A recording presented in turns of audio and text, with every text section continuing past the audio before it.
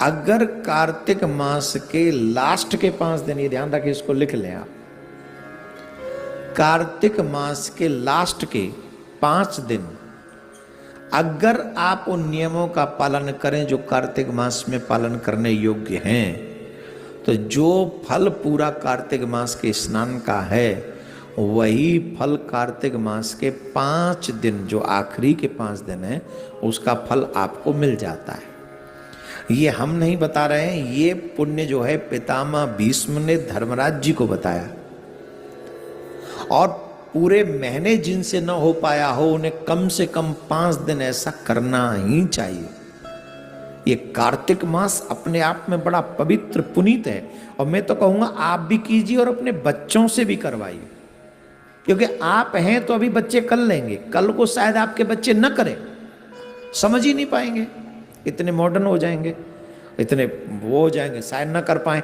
आप कीजिए, मैं बताता हूं नियम क्या। वैसे तो 5 के 5 दिन व्रत करना चाहिए, ब्रह्मचर्य का पालन करना चाहिए, क्रोध का त्याग करना चाहिए। मैं ये शॉर्टकट में बता रहा हूं जिससे वीडियो छोटी बने और आपको सब तक पहुंच जाए।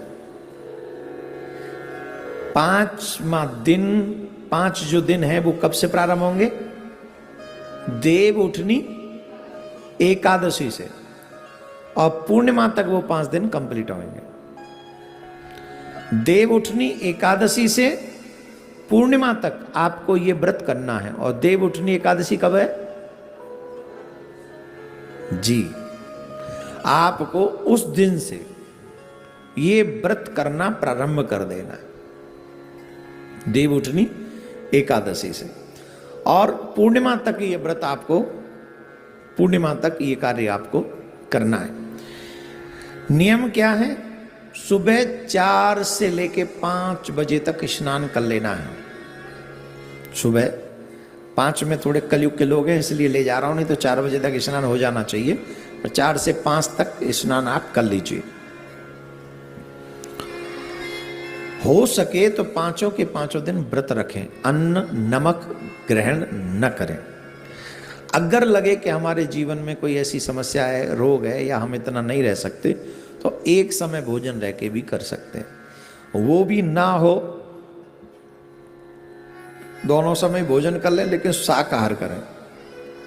इन 5 दिनों में प्याज लहसुन भी इन्वॉल्व नहीं होनी चाहिए आपके घर में, ठीक है?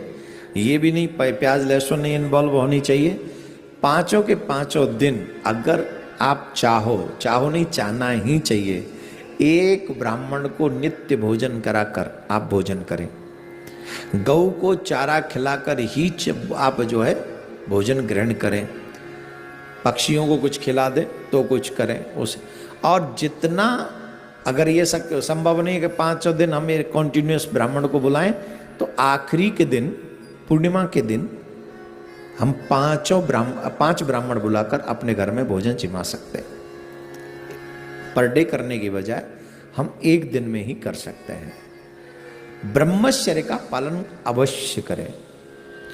ये 5 दिन जो है पितामह भीष्म ने धर्मराज जी को बहुत बड़ा उपदेश दिया था।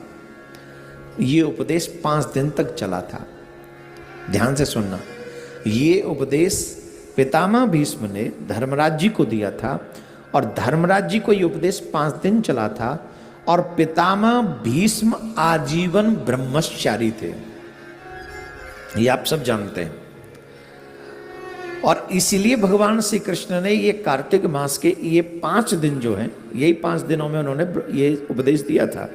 तो ये 5 दिन पितामह भीष्म को श्री कृष्ण ने अर्पण कर दिए, और कहा कि आज से कार्तिक मास के आखिरी के 5 दिन जो भी व्रत करेगा, जो भी इन नियमों का पालन करेगा, जो फल पूरे कार्तिक के स्नान का मिलता है, वो फल उनको इन 5 दिनों में मिल जाएगा।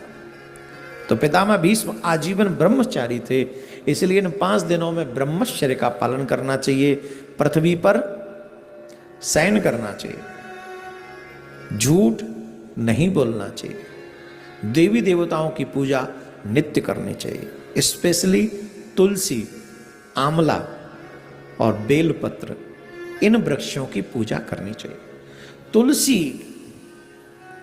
हमारे सनातन में बहुत पूजनीय हैं, इसलिए तुलसी के बिरवे के पास जो ये व्रत करें उन्हें सुबह शाम दीपक जलाना चाहिए, घी का दीपक, शुद्ध देसी गाय के घी का दीपक, भैंस का नहीं। आपके यहां बाजार का घी आता है और ये प्रॉब्लम है। हमारे कहने से 10 घी जलेंगे, 10 दीपक जलेंगे इन 5 दिन में, सुबह शाम एक एक, राइट। तो आप 10 दीपकों में कितना घी लगा दोगे? 200 ग्राम, 300 ग्राम, इससे ज्यादा तो नहीं। 300 ग्राम नहीं, 200 ग्राम ही घी ले आओ, लेकिन वो शुद्ध लाओ और तुलसी मैया के आगे सुबह शाम वो दीपक जलाओ। बाद में एक दीपक मंदिर में भी जाके जला सकते हैं आप।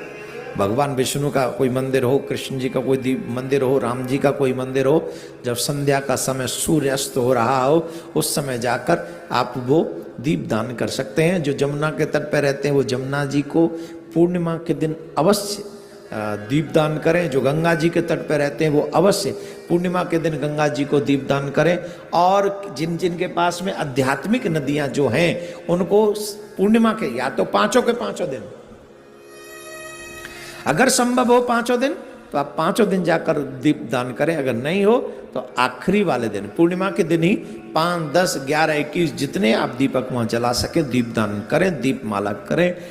इतने में ही आपका स्वर्ग निश्चित हो जाएगा, मैं लिख के दे सकता हूं। दोस्तों, कार्तिक मास में तुलसी पूजा का बहुत महत्व बताया गया है। कहते हैं जो लोग कार्तिक मास में जितना भी पूजा पाठ पुण्य दान करते हैं उन सब का फल कार्तिक मास में हर मास की अपेक्षा 100 गुना अधिक प्राप्त होता है और हमारे जीवन के संपूर्ण कार्य भी सिद्ध होते हैं। माता रानी की कृपा होती है। दोस्तों, जिस घर में तुलसी माता का निवास होता है वहाँ पर लक्ष्मी माता की कृपा होती है और श्री हरि भगवान अवश्य निवास करते हैं। वैसे तो कहते हैं कि तुलसी माता की पूजा हर रोज करना और दीपदान भी रोज करना चाहिए, परंतु कार्तिक मास में तुलसी पूजा, गंगा स्नान और दान पुण्य का विशेष फल प्राप्त होता है। कार्तिक मास में देव उठनी एकादशी के दिन तुलसी पूजा और तुलसी विवाह का भी बहुत महत्व मिलता है। कार्तिक मास का महात्म महासुखदायी और पुण्यदायी है। जय माता दी। तो यह थे कार्तिक मास के अंतिम 5 दिन की पूजा पाठ के नियम। वीडियो पसंद आई हो तो लाइक और सब्सक्राइब करें। धन्यवाद।